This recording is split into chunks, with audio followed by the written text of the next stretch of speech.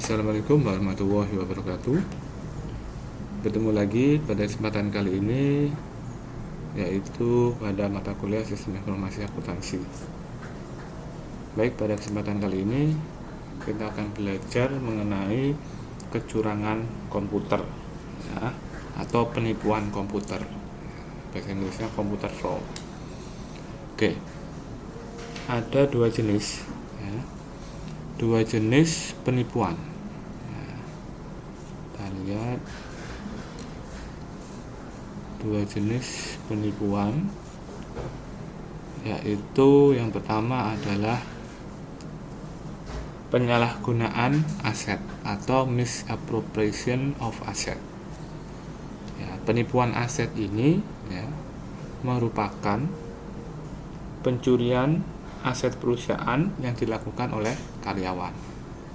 Ya, salah satu contohnya di sini Albert Milano, manajer Reader's Digest yang bertanggung jawab untuk pemrosesan tagihan menggelapkan $1 juta selama periode 5 tahun. Ia memasukkan tanda tangan atasnya pada faktur untuk pelayanan yang tidak pernah dilakukan dan mengajukan ke utang. Memasukkan pengesahan pada cek dan mendepositokannya dalam rekening miliknya sendiri. Baik, Albert Milano ini melakukan penipuan berupa pemrosesan tagihan palsu. Nah, ini adalah aset perusahaan yang disalahgunakan oleh Albert Milano. Nah, pokoknya aset yang berbentuk aset perusahaan, penggelapan kas, utang palsu, piutang palsu, transaksi palsu. Nah, itu adalah aset perusahaan yang ada di neraca, ya. Lalu yang kedua adalah fraudulent financial reporting atau kecurangan pelaporan keuangan. Nah, di sini definisi dari kecurangan laporan keuangan itu adalah disengaja, sebuah perbuatan yang disengaja atau kecerobohan atau kelalaian yang menghasilkan laporan penipuan, laporan keuangan penipuan kepada investor dan kreditor. Financial management, pokoknya laporan keuangannya itu menipu investor dan kreditor. Nah, di sini jadi laporan keuangannya yang dipalsukan, misalnya penjualan yang tinggi atau beban yang rendah, ya itu delaying current aspect yang ada di laporan laba rugi sehingga labanya menjadi tinggi. Nah, ini adalah kecurangan pelaporan keuangan. Oke, baik, kita lanjutkan. Jadi ada dua, pencurian aset dan penipuan laporan keuangan. Laporan fraud komputer ini ada dua tadi. Lalu di sini ada namanya segitiga. Ini adalah segitiga penipuan, fraud triangle. Ini fraud triangle ini sering digunakan untuk penelitian skripsi mahasiswa. Nah, lalu saya jelaskan fraud triangle ini atau segitiga penipuan ini ada empat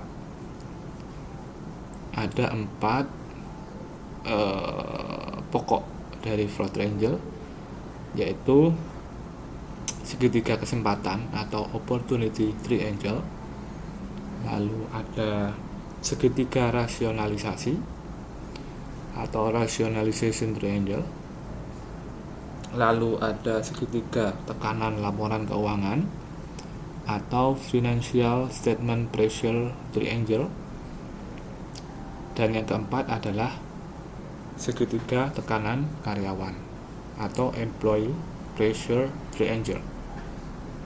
Saya jelaskan dulu yang pertama, yaitu opportunity triangle. Nah, di sini adalah ada 3 tindakan dari segitiga kesempatan, yaitu di sini melakukan, lalu mengubah, atau menyembunyikan. Jadi adanya kesempatan untuk melakukan kecurangan, ya. Lalu adanya kesempatan untuk mengubah data, mengubah apapun itu yang tidak sesuai dengan kenyataan, lalu adanya menyembunyikan sesuatu. Misalnya menyembunyikan sesuatu, ini ada utang perusahaan senilai 5 juta dolar. Nah, ini disembunyikan utangnya, tidak dicatatkan di laporan keuangan. Ini masuk tadi penipuan laporan keuangan. Nah, di sini ya. Ini fraud triangle yang opportunity. Untuk rasionalisasi atau segitiga rasionalisasi itu adanya sikap atau sifat, sikap, attitude, lalu adanya justifikasi, dan adanya kurangnya integritas personal karena sikap, ya, karena sikapnya karyawan sudah buruk misalnya, pasti akan mengarah ke penipuan, ya, mengarah ke penggelapan. Karena sikap dan sifat ini sulit untuk diubah dari seseorang, maka adanya rasionalisasi dari sikap ini bisa menyebabkan menuju ke arah kecurangan. Lalu adanya justifikasi. Nah, justifikasi ini adalah sebuah pembenaran. Sebetulnya itu salah, namun karena adanya sesuatu justifikasi yang dibutuhkan, maka hal buruk itu atau hal salah itu menjadi benar. Misalnya justifikasi adanya kemungkinan tuntutan hukum yang dihadapi oleh perusahaan, misalnya melanggar hak cipta, namun pada cut off laporan keuangan, ya misalnya masih dalam proses peradilan, misalnya kena kasusnya di Desember dan keputusannya itu masih di Februari, misalnya Desember 2020, keputusannya di Februari 2021, maka kasus hukum itu dijustifikasi oleh perusahaan tidak dimasukkan di laporan keuangan 2020. Tapi padahal kasus hukum itu merupakan potensi yang harus dijabarkan di catatan atas laporan keuangan. Nah, di sini karena adanya justifikasi tadi, jadi tidak dilaporkan di 2020 yang menyebabkan laporan keuangan tidak mencerminkan keadaan perusahaan yang sebenarnya. Itu permasalahan masalah justifikasi. Lalu yang ini adalah kurangnya integritas personal. Nah, integritas ini sangat dibutuhkan, ya. Kalau pimpinannya sudah tidak berintegritas, maka apapun, ya, caranya untuk meraih tujuannya itu akan dihalalkan. Nah, di sini membutuhkan integritas personal. Sebenarnya perusahaannya tidak profit, bisa saja dilaporkan profit untuk mendapatkan utang yang lebih besar dari bank. Nah, itu merupakan integritas dari personal. Itu sama-sama menyesatkan. Lalu pressure di sini dibagi menjadi 2, yaitu ada pressure dari karyawan dan ada pressure dari laporan keuangan. Nah, kita bahas dulu masalah pressure di laporan keuangan. Di sini ada keuangan itu sendiri, lalu adanya kondisi industri, lalu di sini adalah karakteristik manajemen, ya, karakteristik manajemen. Nah, di sini keuangan, ya, karena adanya pressure keuangan, misalnya perusahaan sudah di ujung tanduk, ya, dan ingin mendapatkan dana segar dan akhirnya dimanipulasi laporan keuangan itu. Nah, ini karena faktor keuangan. Lalu ada industri condition. Nah, ini pada masa COVID kemarin, banyak perusahaan yang kondisi industrinya tidak baik. Contohnya beberapa adalah pariwisata, kondisi pariwisata dan transportasi. Karena kondisi industrinya tidak baik istilahnya, bisa saja perusahaan-perusahaan yang ada di sektor transportasi dan pariwisata melakukan kecurangan di laporan keuangan. Ya, contohnya saja karena kondisi yang menurun drastis. Di sini perusahaan ya memanipulasi keuangannya untuk mendapatkan bantuan. Nah, di situ karena kondisi industrinya, maka memanipulasi bagaimana laporan keuangan bisa kelihatan turun dan mendapatkan bantuan. Misalnya begitu. Itu adalah sebuah kecurangan, termasuk kecurangan. Jadi apapun tindakan yang dilakukan yang tidak sesuai fakta itu adalah kecurangan. Lalu adanya karakteristik manajemen. Nah, ini kembali lagi ke manajemennya. Jika manajemennya dikelola dengan baik, maka perusahaan itu akan kemungkinan besar akan terhindar dari kecurangan komputer atau penipuan komputer. Tapi kalau sudah manajemennya dibangun dengan tidak memiliki integritas, maka manajemen itu sedikit banyak ya, akan melakukan sebuah kecurangan. Lalu di sini adanya pressure dari karyawan itu sendiri, ya, atau tekanan dari karyawan. Yang pertama adalah keuangan. Nah, ketika karyawan itu menghadapi kesulitan keuangan, maka kemungkinan besar karyawan itu akan melakukan sebuah penipuan di dalam perusahaannya demi keuntungan dirinya sendiri. Nah, misalnya adanya dia seorang marketing, adanya customer-customernya yang tidak bisa, misalnya tidak mampu untuk membeli mobil misalnya. Marketing mobil ini melakukan tindakan kecurangan, yaitu order dengan data-data fiktif, ya, difiktifkan customernya, pendapatan customernya dibesarkan sehingga dapat pembiayaan mobil baru, ya. Nah, otomatis si marketing ini nantinya akan naik profitnya atau mendapatkan bonus-bonus karyawannya. Oke. Yang tidak memikirkan masa depan perusahaannya, yaitu ketika customer ini macet, oleh karena itu nanti bisa-bisa perusahaannya akan failing. Oke. Yang selanjutnya adalah emosional, karena ada emosional sesaat, ya, maka karyawan ini bisa terbuka kesempatan untuk melakukan penipuan. Lalu ada lifestyle atau gaya hidup. Nah, ini yang paling bahaya. Ketika gaya hidup sebuah karyawan sudah tinggi, maka karyawan itu untuk memenuhi gaya hidupnya akan melakukan segala cara, yaitu salah satunya untuk melakukan penipuan demi memenuhi gaya hidupnya. Di situ. Ini adalah fraud triangle. Ini yang bisa kalian ambil ya, topik sebagai penelitian di ranah sistem informasi akuntansi yang lebih ke audit sebenarnya, namun masih masuk ke area audit sistem informasi akuntansi.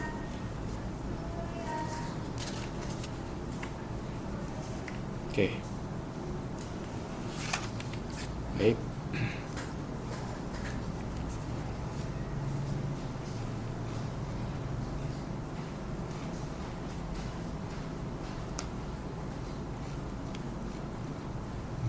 Kita lanjutkan ke cyber sleuth. Nah, ini atau detektif cyber. Detektif cyber. Kalau kalian ingin menjadi detektif cyber, nah ini sifat-sifat atau kemampuan kompetensi yang harus dimiliki oleh kalian semua ketika ingin menjadi detektif cyber. Yang pertama adalah kemampuan untuk mengikuti jejak, berpikir secara analitis dan mendalam. Nah, ini harus memenuhi ini. Lalu yang kedua adalah pemahaman yang baik akan teknologi informasi. Harus mempunyai pengetahuan yang baik terhadap teknologi informasi untuk menelusuri penipuan komputer. Nah, lanjut. Yang ketiga adalah kemampuan untuk berpikir seperti pelaku penipuan. Nah ini, kemampuan untuk berpikir seperti penipu. Gimana kalau kalian mau menipu? Nah, itu bisa menjadi celah untuk menelusuri adanya penipuan komputer. Lalu yang terakhir adalah kemampuan untuk menggunakan alat dan teknik pembajakan. Nah ini, kalian akan dituntut untuk menjadi hacker. Ya, di sini untuk menangkap penjahat cyber, kalian juga harus bisa ilmu hacker.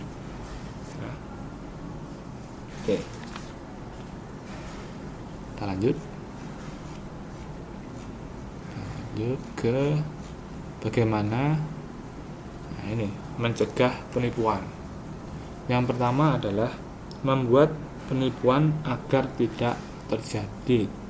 Nah, ini adalah pencegahan dari penipuan. Apa yang harus dilakukan? Pertama adalah misalnya menciptakan budaya organisasi yang menekankan pada integritas dan komitmen. Nah, ini budaya organisasi yang baik intinya. Lalu mengadopsi ya, atau menggunakan struktur organisasi, filosofi manajemen, gaya operasi dan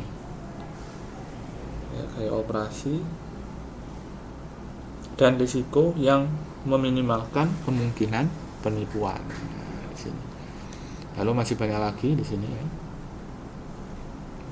Bisa dibaca lagi sendiri nanti ya, dipelajari sendiri sampai meningkatkan hukuman karena adanya kecurangan. Yang terakhir adalah hukuman.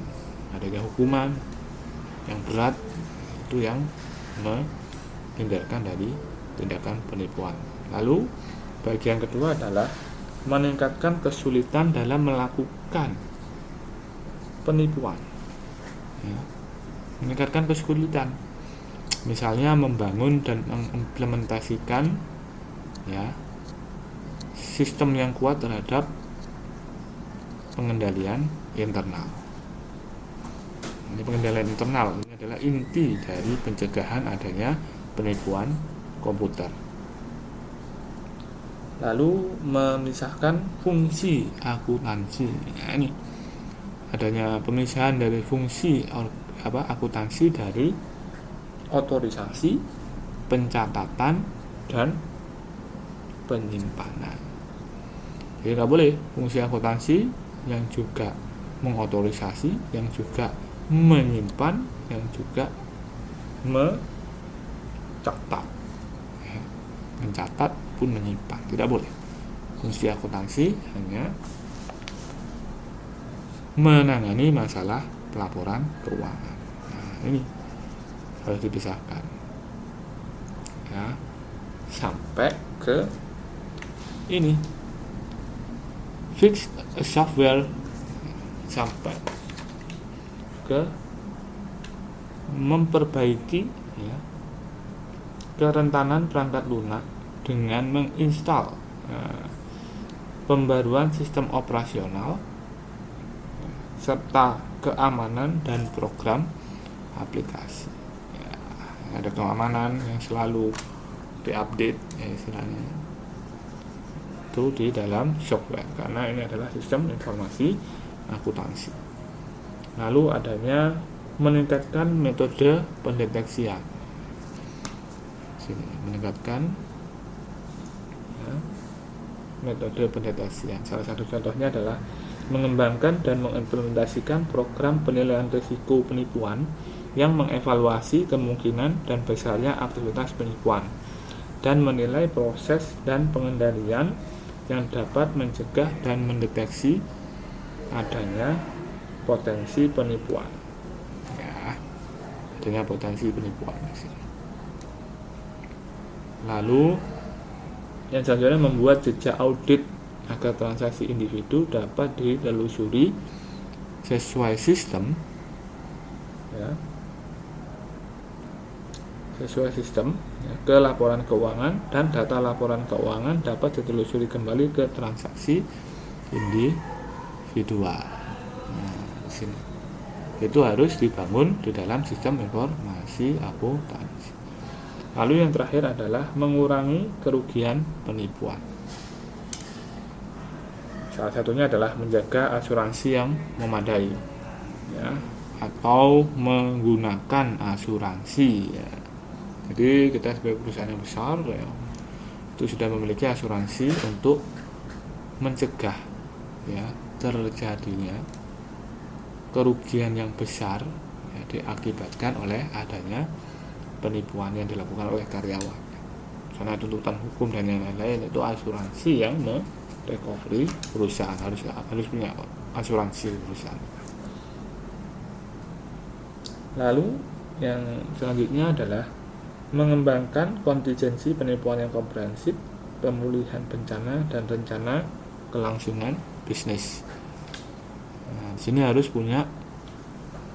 perusahaan punya pemulihan dari adanya bencana penipuan. Ya, disaster ini maksudnya dari kejadian penipuan ini.